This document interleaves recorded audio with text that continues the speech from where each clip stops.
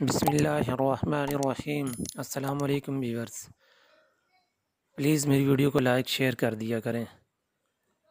जो भी कमी बेशी हो कमेंट में अपनी आरा का इज़हार फरमा दिया करें जी। ये एक और गोट के साथ हाज़िर खिदमत हूँ।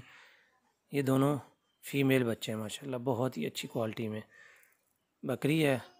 बकरी ने की उम्र दांत इसने पूरे कर लिए हैं 8 और अच्छी हाइट और अच्छी लेंथ में है माशाल्लाह, एक्टिव है। बकरी देखें जी, चारू भी है, सफ़ेद आँखों में है।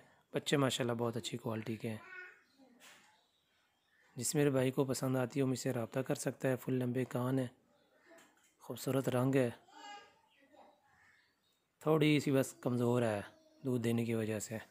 बच्चे माशाल्लाह बहुत ही प्यारे हैं, उतने बच्चे अच्छे हैं। जिस मेरे भाई को समझ आती है वो मुझसे रब्ता कर सकता है। हर तरह से फिट फाट है जानवर।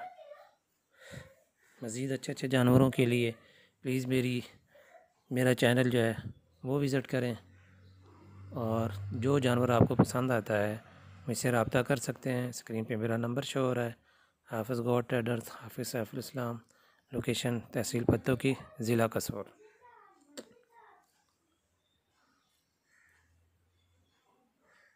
ये चेक कर लें जी दांत इसके, देखें जी माशाल्लाह, चेक कर लें।